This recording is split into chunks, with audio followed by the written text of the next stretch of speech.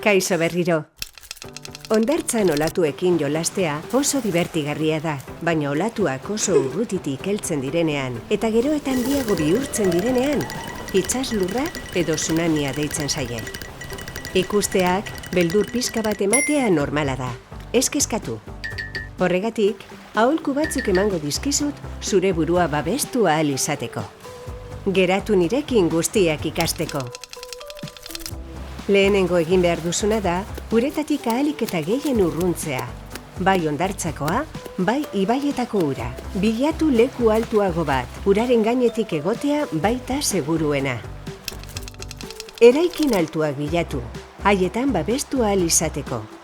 Ziurtatu solairuan hitzekoak direla, goikoetara igo ahal izateko.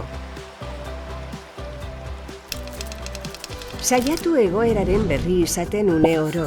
Telefonoa gertu edukitzeak asko lagun zaitzake, bai laguntza eskatzeko, bai errazago aurki zaitzaten.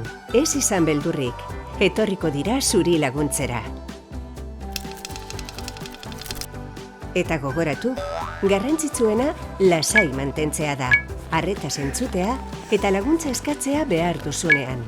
Horrela, zeure burua zaindu eta beste pertsonak ere lagundu ahal izango dituzu.